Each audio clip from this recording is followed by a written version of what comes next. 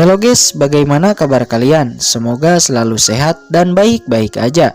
Pada kesempatan kali ini kita akan melanjutkan Martial Master versi novel bagian 222.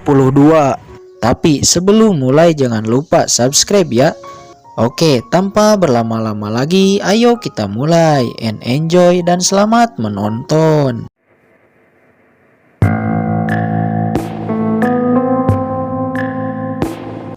Pria berjubah hitam itu meraung dan terus menyerang di dalam formasi. Namun tidak peduli seberapa kuat pun dia menyerang, formasi itu tidak tergores sedikit pun. Sebaliknya, formasi itu malah semakin kokoh. Tiba-tiba formasi pembunuh Kincen aktif, melesat ke arah pria berjubah itu. Pria berjubah berpikir sebelum akhirnya dia mengeluarkan sebuah labu hitam. Dan aura yang aneh keluar dari sana. Aura itu memberi Kincen perasaan yang tidak nyaman. Tanpa ragu, Kincen menebas pedang karat ke arah labu itu. Namun sebelum mendarat, pedang karat itu tampak sudah terjebak oleh sebuah benang sutra hitam yang keluar dari labu hitam itu. Namun setelah dilihat lebih jelas, ternyata itu adalah sebuah serangga. Kincen merenung, mengapa banyak sekali serangga dalam tubuh pria ini. Selain itu, Kincen juga merasakan bahwa serangga hitam itu lebih kuat dari semut pemakan ki yang telah ia kendalikan. Sesaat kemudian, Kincen menarik kembali pedang karat misterius dan mendarat di tangannya. Pria berjubah hitam itu tertawa sebelum akhirnya berkata, "Hahaha, anak kecil, di bawah serangan serangga setan darah saya, kamu tidak akan bisa berbuat apa-apa. Saya menyarankan lebih baik cepat buka formasi ini dan serahkan semua barang-barang milikku. Lalu serahkan juga teknik rahasia yang kamu dapat dari ibu kota selatan kuno itu. Mungkin saya dapat mengampuni hidupmu." Senyuman liar dan penuh kemenangan terpancar dari pria berjubah hitam itu. Kincen menghela napas dalam-dalam sebelum akhirnya berkata, "Jangan senang lebih awal, apakah kamu pikir kamu tidak terkalahkan?" Lalu Kincen berpikir, karena pedang tidak dapat membahayakan serangga ini, maka mari kita coba menggunakan api iblis King Lian. Karena pada dasarnya serangga biasanya akan takut oleh nyala api. Begitu api iblis muncul, aura panasnya langsung menyebar ke serangga itu. Pada awalnya banyak dari serangga itu terjatuh terkena api iblis King Lian. Namun beberapa saat kemudian serangga itu bangkit lagi. Lalu Kincen lebih mendesak lagi api iblis King Lian untuk membakar serangga-serangga itu terus-menerus sampai mati. Namun masih saja ada beberapa yang masih hidup. Dan anehnya, sebagian yang masih hidup itu mengalami beberapa perubahan. Di sisi lain, melihat Kincen yang menggunakan api iblis King Lian, pria berjubah hitam berkata, "Tak kusangka, ternyata kamu dapat memurnikan api iblis King Lianku. Namun, kamu harus tahu bahwa serangga ini sebenarnya memanfaatkan api iblis King Lian itu untuk meningkatkan kekuatannya. Sekarang, apa yang akan kamu lakukan? Ayolah, segera akui kekalahanmu."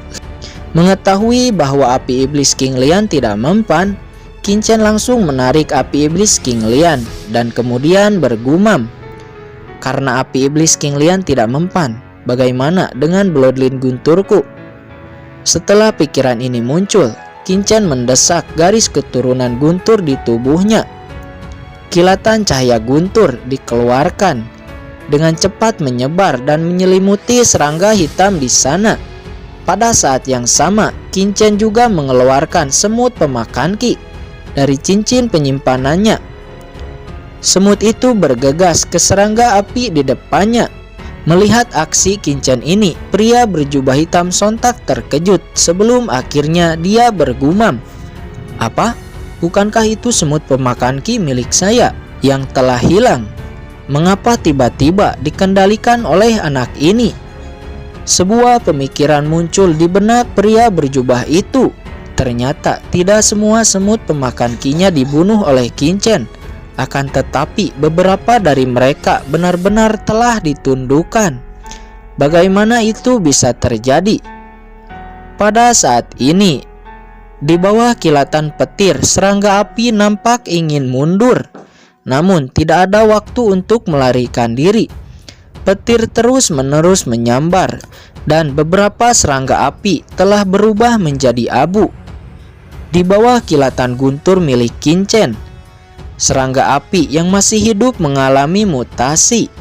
Pada saat yang sama, hubungan antara serangga api dan pria berjubah hitam itu secara bertahap menghilang. Wajah Qin-Chen dipenuhi dengan kegembiraan karena pada saat ini dia dapat merasakan hubungan dengan serangga itu. Dan ya, benar saja, akhirnya serangga api ini benar-benar telah ditundukkan.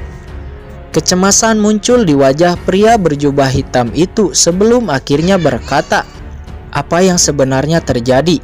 Mengapa saya tidak dapat lagi merasakan serangga-serangga itu?" Kemudian dia mendesak labu hitam di tangannya. Namun seberapa kuat usahanya mendesak labu hitam itu, tetap saja serangga-serangga itu tidak dapat ia kendalikan. Sebelum akhirnya dia berteriak dengan kegelisahan, "Tidak, ini tidak mungkin.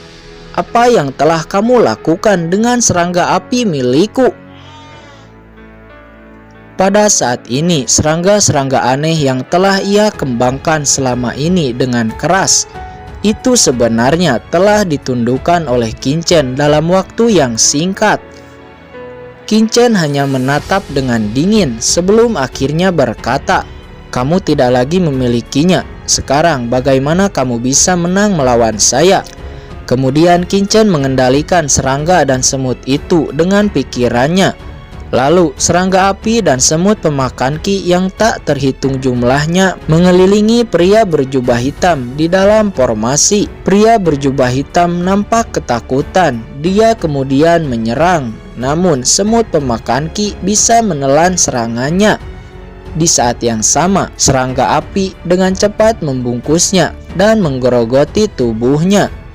Pria berjubah itu menjerit kesakitan dan seteguk darah keluar dari mulutnya. Jelas dia menderita cedera internal yang sangat serius. Mendapati dirinya tidak bisa melawan lagi dan mungkin akan mati, pria berjubah itu menjerit kepada Qin-Chen, "Tidak, jangan bunuh saya." "Mengapa saya tidak boleh membunuhmu? Kamu pada awalnya mengincar hidup saya. Mengapa sekarang saya tidak boleh membunuhmu?" kata Qin-Chen. "Apakah kamu ingin tahu dari mana api iblis King Lian dan serangga aneh ini berasal? Selama kamu melepaskan saya akan memberitahumu dari mana barang-barang ini berasal," ucap pria berjubah itu. Qin-Chen merenung. Sejujurnya ia juga sangat penasaran tentang asal-usulnya. Karena baik api iblis King Lian maupun serangga-serangga itu adalah barang yang langka. Namun kekuatan pria berjubah ini sangat menakutkan. Jika dia melepaskan orang ini sekarang, tidak akan sepadan dengan risiko bahwa orang ini akan menjadi ancaman baginya di masa depan. Kemudian Qin-Chen berkata, "Maaf, saya tidak tertarik. Asal-usul tidak penting, apalagi sekarang barang-barang ini telah menjadi milik saya." Pria berjubah itu menjadi sangat gelisah.